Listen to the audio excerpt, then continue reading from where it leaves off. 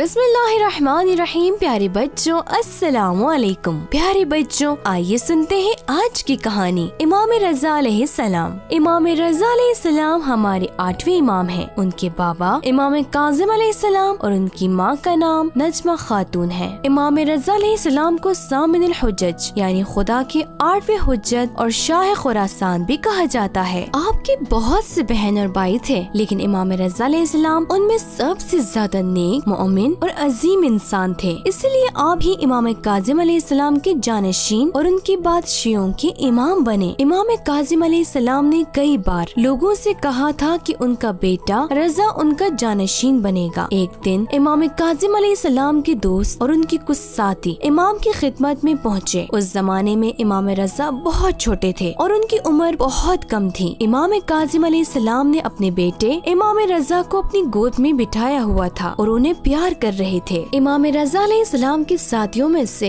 एक ने कहा, मैं आपके इस बेटे से बहुत ज्यादा मोहब्बत करता हूँ। इमाम काज़िम अलैहिस्सलाम ने फरमाया, मेरा ये बेटा मेरे लिए वैसा ही है जैसे मैं अपने बाबा के लिए था। इमाम के साथियों ने पूछा, क्या आपके बाद यही बच्चा आपका जानशीन होगा? इमाम ने फौरन फरमाया, हाँ। इमाम रज़ा अलैहिस्सलाम बहुत ज्यादा बख्शने वाले और सखी थे। वो फरमाया करते थे, जो शख्स सखी होता है वो खुदा से भी करीब होता है और लोगों से भी, इसलिए ऐसा आदमी जन्नत में जाएगा और जहन्नम से दूर रहेगा। इमाम रज़ा अलैहिस्सलाम गरीबों की बहुत ज्यादा फिक्र किया करते थे और जरूरतमंदों का ख्याल रखा करते थे। आप खाना खाते वक्त अपने दस्तरखान पर एक बड़ा सा बर्तन मंगवाते और उसमें अच्छा और मजेदार खाना डाल देते और फिर उसे गरीबों और फकीरों के पास भिजवा दिया करते थे। इमाम रज़ा अलैहिस्सलाम का इखलाक बहुत अच्छा था। वो कभी भी किसी की इंसल्ट नहीं करते थे और न ही कभी किसी को बुरा भला कहते थे। दूसरों की बातों के बीच में नहीं बोलते और न ही किसी के सामने अपने पैरों को फैलाते। वो रास्ता चलते हुए जमीन पर कभी नहीं थूकते थे। वो नेक और अच्छे लोगों को बहुत पसंद करते थे और जितना भी मुमकिन होता दूसरों की मदद किया करते थे। पुराने जमाने में हर मोहल्ले में एक बहुत बड़ा सा हमाम हुआ करता था जिसमें सब नहाने के लिए जाया करते थे। इमाम रज़ा अलैहिस्सलाम कभी कभी वहाँ जाया करते। एक दिन जब इमाम रज़ा अलैहिस्सलाम उस हमाम में गए तो एक आदमी जो इमाम को नहीं पहचानता था, उसने आपसे कहा, जरा यहाँ आओ और मेरी पीठ पर पानी डाल दो और उसे थोड़ा रगड़ भी दो। इमाम ने उसकी पीठ पर पानी डाला और उसकी कमर को भी धोया। दूसरों ने बहुत हैरान होकर उस आदमी से पूछा, क्या तुम उस शख्स को पहचानते हो? वो इमाम रज़ा अलैहिस्सलाम है, पैगम्बर खुदा के नवासे। वो शख्स बहुत शर्मिंदा हुआ और उसने इमाम से माफी मांगी, लेकिन इमाम इसी तरह उस शख्स की कमर को धोते रहे और फरमाया, कोई बात नहीं, तुम परेशान और शर्मिंदा ना हो। इमाम रज़ा अलैहिस्सलाम सभी जबानों को खूब जानते थे और बहुत आसानी से फारसी, उर्दू, अरबी और दूसरी जबानों में बात किया करते थे। यहाँ तक कि इमाम रज़ा अलैहिस्सलाम जानवरों की जबान भी जानते थे। एक दिन इमाम बाग में बैठे हुए थे, तभी एक चिड़िया उनके पास आई। वो बहुत परेशान थी और अपनी आवाज में तेज तेज चिल्ला रही थी। इमाम रज़ा अलैहिस्सलाम ने अपने एक साथी से कहा, तुम्हें मालूम है ये चिड़िया क्या कह रही है? एक सांप उसके बच्चे को खाना चाहता है, जल्दी जाओ और उस खतरनाक सांप को मार दो। इमाम रज़ा अलैहिस्सलाम का साहबी गया और उसने उस सांप को मार डाला। इस तरह से उस चिड़िया के बच्चे बच गए। चिड़िया बहुत खुश हुई और उसने इमाम का शुक्रिया अदा किया। जब इमाम रज़ा अलैहिस्सलाम इमाम बने उस वक्त हारून हुकूमत किया करता था। हारून बहुत ही बेरहम और जालिम बादशाह था। उसने इमाम काज़िम अलैहिस्सलाम को, जो कि इमाम रज़ा अलैहिस्सलाम के बाबा थे, कई बार जेल में डाला और आखिर में जेल ही में उनकी शहादत हो गई। हारून रशीद अहले बैत अलैहिस्सलाम से बहुत ज्यादा नफरत करता था और उनसे जलता था, लेकिन फिर भी उसकी हिम्मत नहीं हुई कि वो इमाम रज़ा अलैहिस्सलाम को कोई नुकसान पहुंचाए। हारून की हुकूमत के बाद उसका बेटा अमीन बादशाह बना और अमीन के बाद उसके दूसरे बेटे मामून को हुकूमत मिली। मामून ने इमाम रज़ा अलैहिस्सलाम को मदीने से अपने पास खुरासान बुलवा लिया। मामून का प्लान था कि इमाम रज़ा अलैहिस्सलाम को अपना वली अहद बनाए। वो एक धोखेबाज आदमी था। वो उस काम के जरिए दूसरों को धोखा देना चाहता था। वो चाहता था कि लोग ये सोचें कि मामून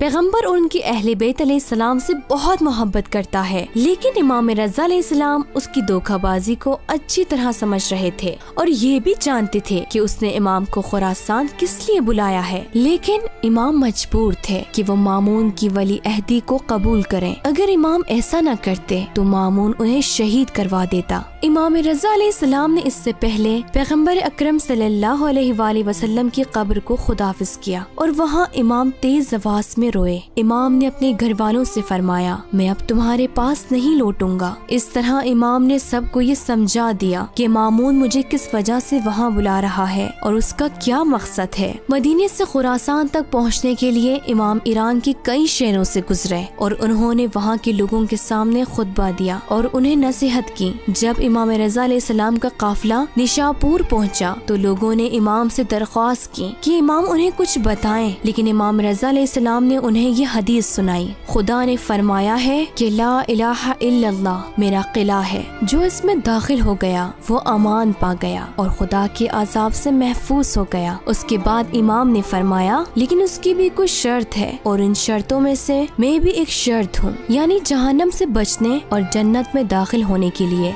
खुदा पर ईमान के साथ साथ हम इमामों की मोहब्बत और अताअत भी जरूरी है। इमाम रज़ा अलैहिस्सलाम के खुरासान चले जाने के 1 साल बाद उनकी बहन जनाब मासमा कौम ने उनसे मिलने का इरादा किया और अपने कुछ खानदान वालों के साथ अपने भाई से मुलाकात करने के लिए निकली। लेकिन कौम के नजदीक पहुंचकर आप बीमार हो गयी और आपके साथियों ने आपको कौम पहुंचाया, जहां उस जमाने में अहले बैत के चाहने वाले रहा करते थे। हजरत मासमा कौम की तबीयत दिन ब दिन खराब होती गई। कौम में 17 दिन रहने के बाद इमाम रज़ा अलैहिस्सलाम की बहन का इंतकाल हो गया और उन्हें बहुत ही एहतराम के साथ दफन कर दिया गया। खुरासान में इमाम रज़ा अलैहिस्सलाम दूसरे मजहब के मानने वालों के साथ बैठते और उनके सामने अपने मजहब इस्लाम का डिफेंस करते थे। लोग इमाम के पास आते और उनसे सवाल व जवाब किया करते थे। वहाँ किसी का भी इल्म इमाम के इल्म के बराबर नहीं था, इसलिए सब पे साबित हो जाता कि आप ही आज के इमाम और सबसे ज्यादा इल्म रखने वाले हैं। जैसे जैसे जमाना गुजरता लोग इमाम के आशिक होते चले जाते। यही वजह बनी कि मामून के दिल में इमाम के लिए हसद पैदा हो गया और उसने ये इरादा किया कि वो इमाम को शहीद करवा दे। उसने इमाम रज़ा अलैहिस्सलाम को अपने रास्ते से हटाने के लिए एक प्लान किया। उसने इमाम को अपने दरबार में बुलाया और उनके सामने अंगूर रखते हुए कहा, लीजिए अंगूर खाइए। इमाम ने जैसे ही अंगूर खाए जहर इमाम के जिस्म में फैल गया और उसके बाद इमाम की शहादत हो गई। इमाम की शहादत के बाद मामून ने खुद को इस तरह जाहिर किया कि जैसे वो बहुत ही दुखी और इमाम के शोक में अज़ादार है, क्योंकि वो नहीं चाहता था कि लोगों को ये पता चले कि उसने इमाम को शहीद करवाया है। आज 1000 साल से भी ज्यादा होने को है। हारून और मामून का कोई नाम लेने वाला नहीं है, लेकिन इमाम रज़ा अलैहिस्सलाम का रोजा सूरज की तरह चमकता है और लोग दूर दूर से आपकी ज़ियारत को आते हैं। खुदा से दुआ है कि हमें भी इमाम रज़ा अलैहिस्सलाम की ज़ियारत की तौफीक नसीब फरमाए।